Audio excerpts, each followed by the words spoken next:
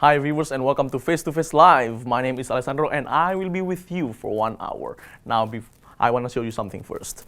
Here I have this. 1, 2, 3, 4. Watch. I have 1, 2, 3, 4. 4 pieces of paper. They are all normal. They're not valuable yet. My job is to change them into something special and valuable. Watch this carefully. Watch. 1, 2, 3. Ha! 1, 2, 3, and 4. There you are. So that's the paper that changed to something special, to money. Money is special because they are valuable, and I'm going to be talking with somebody who I think is very special and very valuable. So without further ado, this is Pak Andreas Chang. Hi, Pak Andreas Chang. Hello. How are you, Pak? Good, thank you. Have a seat, Pak. Okay. So this is Pak Andreas Chang. Wow, it's an honor for me, Pak, personally, to have you in this particular episode. Well, it is my very first question is, how long have you been working in BINUS, Pak, at BINUS? This is my 6th year. I joined in 2008. And what position do you work as? When I joined BINUS University, I was the dean for the Faculty of Languages. Yeah. And now it's still your position? Now I'm one of the vice rectors. I'm in charge of student affairs and community development. How do we say wakil rector in English, by the way? Vice rector. Vice rector. Yes. Wow. How long have you been vice rector? How many years have you been? This is my 5th year, I think. Oh, yeah. 5th year. Yeah. Wow. How do you enjoy doing it, sir? Very much. Very much. Any reason behind which you really like being the vice rector? I think the field that I'm in charge in is just within my passion. Oh, it's your passion to be a vice rector. Yes. And by the way, did you ever think, or maybe when you were a child, did being a vice rector ever cross through your mind? No, never. No, never. And suddenly, you find it to be your passion. I mean, is there any situation that makes you like that kind of profession? My passion is not by being a vice rector, but in growing people, especially young people, when you can inspire shaping them. their characters. Exactly. But, Pak Andreas, growing people, maybe changing their characters, you don't have to be vice rector. Sometimes you can also be a lecturer or maybe a teacher, because a teacher also teach them. You can shape their characters. And why? Why don't you try to be a teacher then, Pak? I am also a lecturer. A lecturer. What do you teach, Pak? I teach consumer behavior, marketing, organizational behavior, leadership, and things like that. So it's really a noble profession to make people grow. Yes. And since when have you ever thought of that kind of profession? Well, I think the very first time. Very first time. When I was in high school, I was a teacher as well. Wow, you were a teacher in high school? Yeah, I taught in kindergarten. Wow, kindergarten. And then what made you like it? I mean, what made you want to teach, by the way? Because of money, because of meeting people, what, Pak? I have no idea, but the first time is of course money, because I needed money to support myself. Okay, and then probably it was also because of my father. He was also a teacher. Wow! So you followed his passion, his profession. Probably, yeah. And then you suddenly found passion within your profession as a teacher. Yes. And Pak, your complete name, by the way, Pak Andreas Chang. Andreas Chang. Yes. And who gave it to you, by the way? Your mother or your father, or maybe your uncle, grandfather, grandmother? Who? do you happen to know? I think it was my father. Father. And yes. Is there any particular meaning behind the name of yours? Andreas normally meaning the meaning is Andreas is manly. Manly. And what happens to manly? Chang? Yeah. Chang is just surname. Surname. Yes. That's and I want to know, Pak, your current activities now. I mean, what do you do besides? We know that you are a vice rector, a lecturer. Anything else? Well, as a vice rector, the daily routine requires me to especially do the planning, organizing, and then actuating, and then controlling every activity that has to do with student affairs and community development. So that's why you are quite busy, Pak. You find yourself to be very busy. I am. Well, actually, I think that you are basically a busy person. That's why I didn't have the chance to get to know you better before, and that's why I'm so happy today because I eventually get a chance to know you better. So okay, and so that's all you do, Pak, vice rector. Yes, And yes, teaching, basically, oh. yes. And we want to know, Pak, when you have like empty time, I mean, when you have spare time, you have nothing else to do. What do you like to do? Listening to music, watching movie, or what, Pak? Music is one of my favorites, of course, especially in the morning when you listen to soft music that inspires you, it calms you down. Music is one of the best thing to help you focus on the day. How often do you listen to music, Pak? Almost every day. Almost every day, and Yes. usually in the morning. In the morning, yes. Never in the night or in the afternoon after lunch, probably, or before lunch. Now in the evening, I normally watch TV while working, of course. So in the morning, how long do you spend your time listening to music? Like 5 minutes, 10 minutes? Half an hour or so. Half an hour. Yeah. Wow, that's quite amount of Yeah, time, Pak. Yeah. I mean, the genre, the music, like what, soft music, classical music. Classical. So no rock Eastern music. classical. Rock music. No rock music. Oh. No. And I also think that you are quite a healthy person, Pak. And what do you do in order to keep your body healthy? I enjoy walking. Just Walking. walking from places to places, and then sometimes I do some jogging. I also have Around my- your home or where? Yes. Yeah. Alone or with your members of family, or probably? Well, sometimes when you walk in the mall, just do some In the window mall. shopping, for example. You It also walk helps you, over and over, but that's very seldom. But normally at home. Normally yes, at home. In the morning. Yeah. In the morning, or So- sometimes in the evening as well. Yeah. So if it's in the morning, then do you do the jogging earlier than listening to music, or which one is earlier? Listening to music first or jogging first?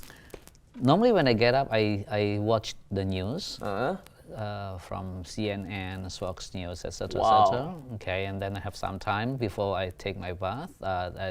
Normally I just try to listen to the music, do some exercises, and then take a bath, and then. so you continue watch. with it, yeah. So you watch such channels, and that is why probably you already answered my question. My question that I've been asking to myself: how come, Pak Andreas, English is so good? Without, I mean, you are quite a busy person. Sometimes people who are busy, they do not have time to learn English. But you, wow, remarkably good. Well, actually, I started to learn English when I was very, very young. When I was in junior high school, I listened to BBC London, Wow. Voice of America, and Radio Australia. Those were my teachers, But that is basically. receptive skill, Pak. Receptive skill, which means that we listen, we accept. But what about productive, like speaking? It's also nice. I mean, your speaking school is also good. Who did you learn it from? Well, you have to do it. Oh, so you have do to it on just your keep own. speaking. Oh, Anytime you have the opportunity. Sometimes when you don't have the opportunity, you speak to yourself. Wow. It's okay. When On no our one own, is yeah. when no one is listening, right? without caring. Even if people say that we are crazy talking to ourselves, it's okay then. Especially when you're by yourself in the car, for yeah. example, that's a good Riding way to a car and practice. talking to- Yeah, Wow. sometimes, but not always. Especially with languages that you don't have any partners to talk to, for example. When you were like in junior high school, basically there are 4 areas of language: listening, speaking, writing, and reading. Which one of them did you find most difficult at that time? Most people will start with listening. After they listen, they read, then they can produce that with speaking and writing. Okay, Yeah. and we'll continue later part of the conversation after the break. So don't go anywhere, stay tuned.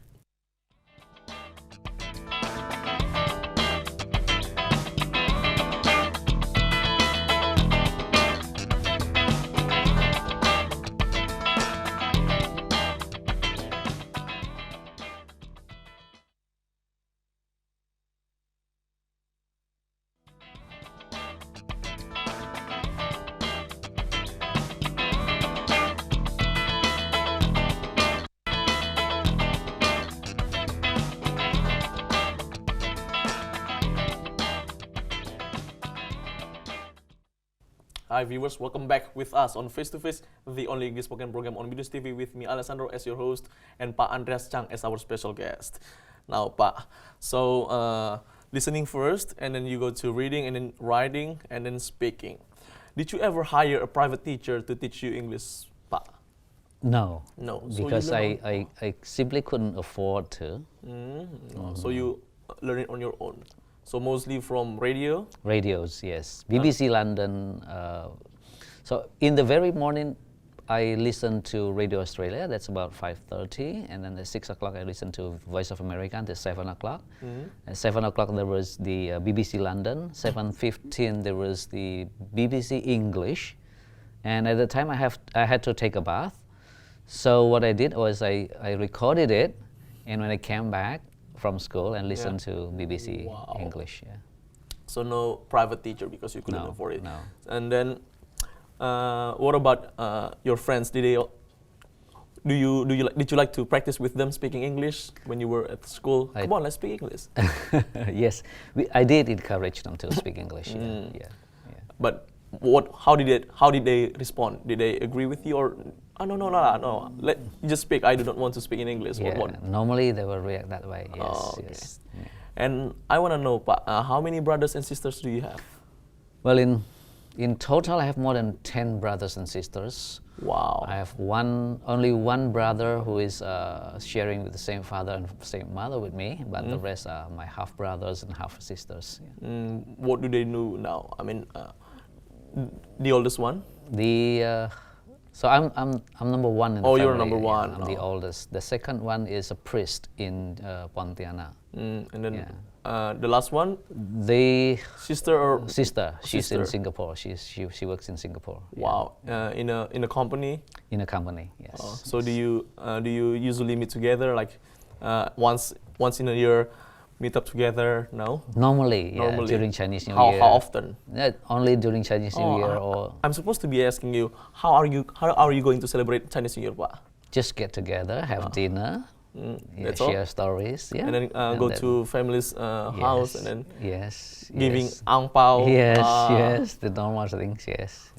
How many like children do you have, Pak? I have two children. Sons? Two sons, yes. No daughter. No daughter. How yeah. old are they now? The The oldest one. The oldest one is 20. This year is 26. And then the second one? The second one is 23 years old. Wow. And they are now students in university. No, the oldest one has just graduated from BINUSTV University. And his major? Marketing. Marketing. And then Yeah. the other one? The other one didn't go to school. Didn't go to school. And what does he do now? He just stayed at home. Yeah.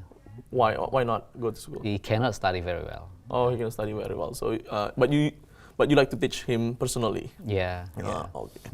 And I know that vice rector is not your very first job, and I believe that you had several jobs before, didn't you, Pak? Yeah. And what were they? Yeah.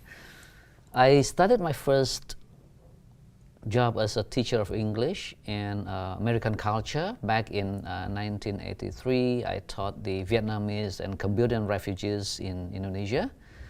So during the Vietnamese War, there were a lot of refugees coming to Indonesia on one of the islands there in Galang Island. So we, as the volunteers, to teach them to understand American culture and English. You taught American culture? Yes. Wow, yes, how yes. come you know about American culture? You're not from America, Pak, right? No, from no, Indonesia. no, And then how? Yeah, I was trained and we read books and that's all. No. So American culture, that any other subjects? English, of course. English, yeah, so those two subjects. yeah. And you also have been working since you were in junior high school Yes. as a yes. teacher. So mostly what you do is teaching and growing people. Yes. Oh, wow. Yes. And what about your childhood? I mean, how were you? Were you a determined, or maybe were you a lazy person? Were you somebody who liked to play a lot when you were a child, or what? How? When I was very young, I lived in a village. So in the village, there was not much To be thing precise, to do. No. where was it? The hometown? In West Borneo. West Borneo. Yeah, Wow. in a village called Bengkayang. It's a very Bengkayang. small village. How yes. often do you go back to Bengkayang? Not very often. Like once, No, once not every really. 2 years? No. For 5 to 10 years. Any reason why? Because of the busyness that you have, probably, Pak. Maybe, yeah. So when you were a child in that hometown, Yeah. how the childhood? Yeah, I remember I was one of the best students. We played a lot. Yeah, we went fishing. We went hunting birds. So best in terms of those kind of skills. Yes, not yes. in school, yeah. No, not really. Yeah. So fishing, wow. Yes, fishing in the river. So you were quite a hunting multi-talented person. No, not really. No. Hunting what, Pak? Birds. Birds. By what means? We trap birds. Archery, no? No, just trap, using traps, different kind of traps. Yeah. And who taught you? I mean, who did you learn it? Fishing, catching birds, trapping birds? Friends, peers. Or maybe articles, no? No. And what else, Pak, besides playing with your friends? Did you like to stay alone at home in your bedroom, reading articles, reading newspaper, magazine? No, Pak? That was after I moved to Singkawang. When I was in the 6th grade. So I moved to Singkawang to continue my study, and then I started to read newspaper and started to read books. My father loved reading, so that's why I started to read a lot of books. Oh, okay. Yeah. Was there a time when you felt unmotivated, when you felt lazy to go to school, when you felt like, oh, I had nothing to accomplish, I had no goal to achieve? That's sometimes what children feel. I don't want to go to school because there's nothing I need to achieve. What about you, Pak? Did you ever find that particular moment in your life, especially when you were a child? None that I can think of, but I really had to go to school. There were no other options because I have to. I told myself I have to succeed in my life. I don't want to stay in the same position all the time. I have to fight for the better and better position in the future. Yeah. So you have that kind of motivation. And where did it come from? Did it come from your parents? They told you, you got to be a successful person one day, or you watch something, or maybe you read something that motivates you, that opened up your mind, give you insight, or it came automatically from within yourself? I think I was much influenced by the situation in 1966 and 1967. What situations were? That was when the PKI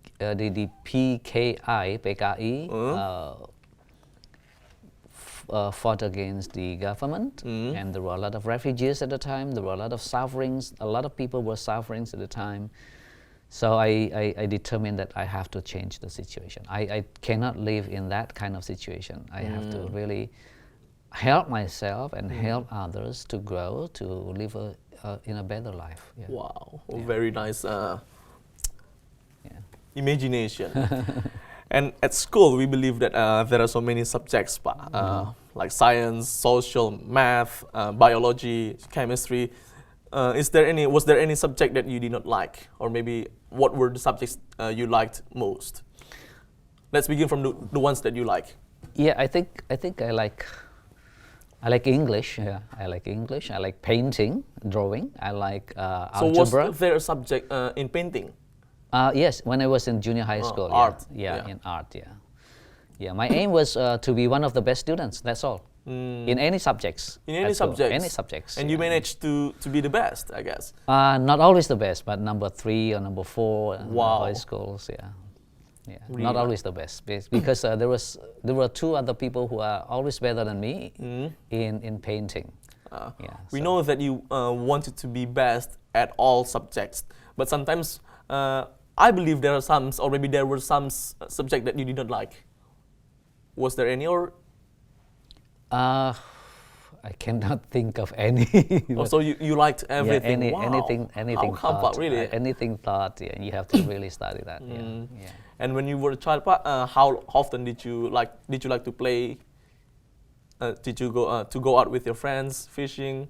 Yes. How often? Almost every day. Every day. So when I was in the primary school, I went fishing almost every day. I play with my friends. With different kinds of, sometimes you play marbles, you play balls, you play different kinds of games. With the friends. You also played billiards. Billiards. I started to learn. Because you shared a video on Facebook about billiards. Somebody who is remarkably skillful in trick shots, in doing trick shots. Billiards is a nice game. I started to play. I started to play billiards when I was in I think in senior high school. And what did your parents say? Did they like complain? Wow, why did you? How dare you play billiard? It was a game that people associated with gambling. Yeah. So What did they say? Yeah, they said the same thing to me, but You kept doing it. No, I convinced them I can play billiard without gambling. Exactly. That's what I told my parents. Yeah. They always stop me from doing billiards, but when I make them totally believe that I'm not going to do it gamble. That's okay. Trust me. Since then, they let me play. Yes. And we will continue later, Pak, yeah, after the break. So don't go anywhere. Stay tuned.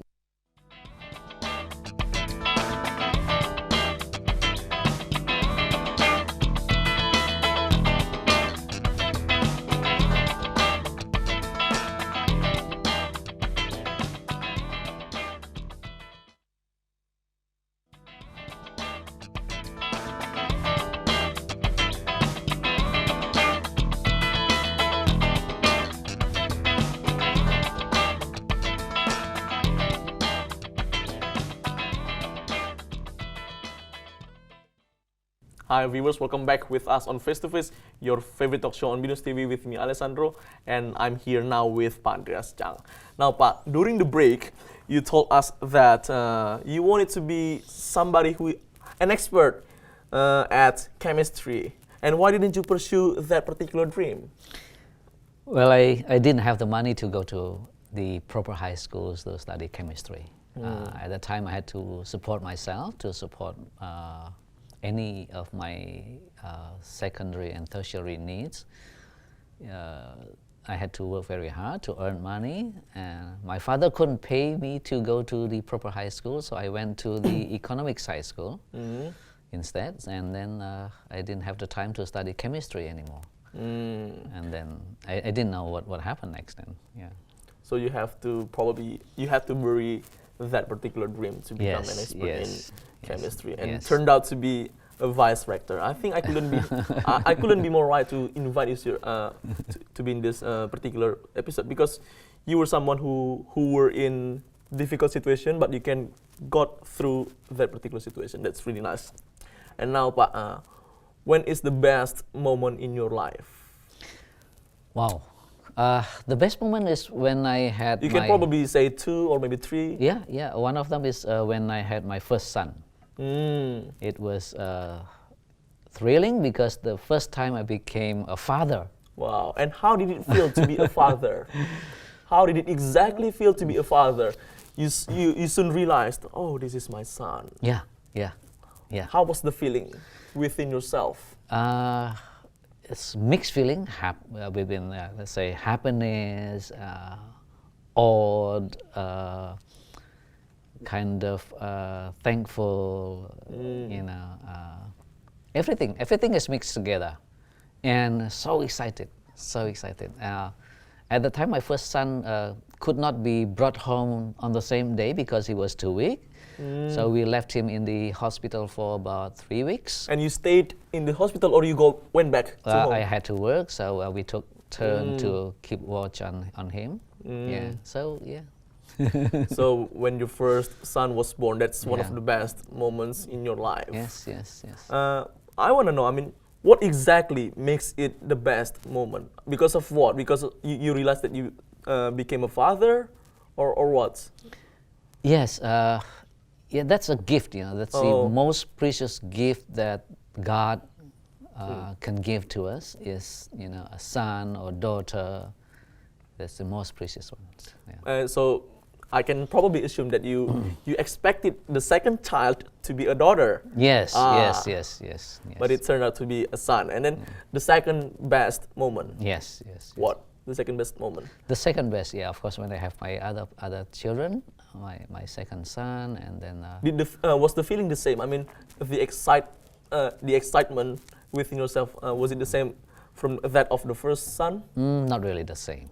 So it reduced. Yeah, no, it's not really reduced. You feel more complete now. You feel, your dream is becoming realer and realer, and it's that kind of feeling. Yeah. So the first one when your first son was born, the second one when your second son was born, the third one, do we have the best moment? The best moments. Wow. When you were probably your position to be the vice rector, or probably when you succeed in your life, when you know that you have made people motivated, or what? Well, when I get together with my family, especially, that was normally one of the best moments. When we can go together for traveling, having dinner, all those sort of things. So you are somebody who likes traveling, Pa? Oh yes, very much. Oh, yeah, can you tell much. me the best country that you have ever been to? In terms of standard of living is Australia. I studied in Australia before.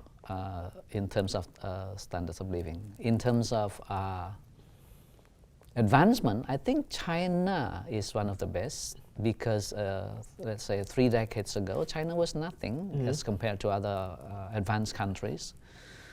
And Singapore is also one of the best. Malaysia is another one. So there are a lot of, very, very good countries. In terms of food, I love Vietnam. Food. Wow. Vietnamese food is one What of the food best. did you like? And do you like in Vietnam? Because I know nothing about the food. Okay. In Vietnam they call it bún riêu. Bún riêu is a kind of noodle. Bún riêu or bún So chai mostly are they spicy or sweet? Not really spicy. Oh. Not really spicy. No. But they are nice. They just like more or less like Chinese food, but with different tastes. Oh. So you have many favorite countries, but if you had to choose one country to live in, what would that country be? Indonesia. Indonesia. Stay in Indonesia. Simply because your family are in Indonesia, or what? There's nothing compared to Indonesia in terms of friendliness, in terms of the beauty of the country, the food, everything. And friends and colleagues and family, they're all here. Yeah. And if you have to say the best place in Indonesia, what will that be? Of course, people will say their hometown. Oh, your hometown. Not like Raja Ampat, no, Danau Lake, Toba Lake. If you go to beautiful places like that, yes, of course, they are lovely. Yeah, I haven't been to Raja Ampat yet, but I've been to. Neither have I, but maybe we can sometimes arrange a Sunday. holiday to go there. Yeah. And now, so you have mentioned 3 best moments in your life. What about the hardest one? The hardest one was when I failed in a national examination when I was in failed? Yes. Is it in the elementary, junior high school, or senior high school? Senior high school. Senior high school. Yeah, how come? Was it because the paper error, the error paper, or because you didn't study, or how? No. What actually happened? I think it was because I was sloppy. Ceroboh, okay? That was the national examination for accounting. So I didn't do it very well. But actually, every of my answer was correct, but it was not neat, it was not clean, that kind of thing. But that is the changing point of my life, and I told myself, okay, probably God doesn't want me to be an accountant, so I have to change from that on. So there was a lesson to learn. Yes. I thought it was because the paper was wet, because my hands are always wet. So when when the water touches the paper, it will be error, so it cannot be processed. I thought it was the cause, but because it's sloppiness, I guess. Yeah. So any other hardest moment, or that's the only one? Well, can you think of any? There are a lot of hard moments. Yeah, when I was a refugee back in 1966, 1967. So actually, I was forced to leave my hometown because of the PKI event, and then I had to leave my hometown. So I was a nobody. I was a nobody. I had to beg for I didn't have to beg, but as refugees, we were given food for the very first few days. I had to leave with my other family, my extended family. So that was very hard. It was very hard. Food was difficult to find. It was very hard. Yeah. So those you have already mentioned 2 hardest moments in your life. What about the hardest decision that you have ever made? The hardest decision? Probably like looking for somebody to live with. I mean here why? Because sometimes you need to be very selective because it's somebody who we are going to be living with. So is it also the hardest decision that you have ever made? No. So what? I know exactly who is the best for me at the time, so it was not difficult. Yeah, my wife now was my girlfriend for, let's say, at time for 4 years, I think, 3 to 4 years before we got married. Yeah. Wow. Yeah. And do you mind sharing with us how you met your wife? We met at the university. University, the same major. Same major, yeah. What was your major, by the way, Pa? English. English. Your major is English? English, yes. English department, literature? Yes. So the yes. same with me, Pa. Yeah. And her major was also English? English, in yes. the same class? No, not really. No, not in the same class. Oh, that's why. The reason, another reason why your English is so good, Pa. Wow, I just knew it. And then the hardest moment, then, you haven't answered, by the way, Pa. Not the hardest moment, the hardest decision to make in my life. I cannot think of any, but yeah, at one time of my life, I had decided to buy a piece of property, but then when we came back home, and then we decided no, we have to let it go because that piece of property was not very good in the future. So at the time, either to let it go or to keep it, it was hard because when you let it go, you lose some money already. Yeah, that was not easy. Yeah. But finally, we decided to let it go, and it happened that we bought another piece, a better piece, and this new piece, this other piece of property, gained the return very quickly. Okay. Yeah. And we will continue later part of the conversation after the break. So don't go anywhere. Stay tuned.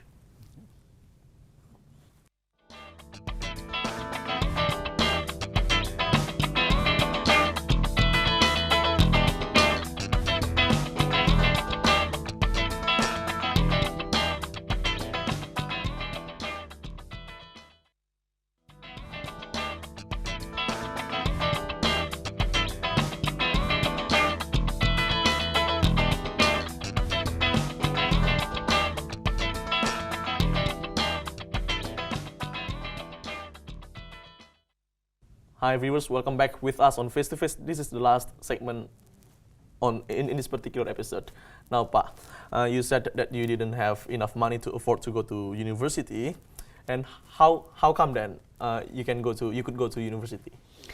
Did somebody afford? Did somebody help you, or how? Yes. So when I was almost finishing my high school, I applied for jobs, and I was recruited as the secretary to a plywood producing company. At the time, I was given a job. I haven't started, but they paid me already because I recruited other students as well, in total of hundreds of other people. And then suddenly I heard the good news that there were scholarships from the church. And I applied, and I got the scholarship to go to a university in Yogyakarta. Yeah. In Yogyakarta. So, but you said like during the break, you said that you were actually from a rich family. I was. Yes. But back in 1966 and 1967. The whole family was evicted from my village, so we had to leave everything, the house, the plantation, the rice fields, and everything.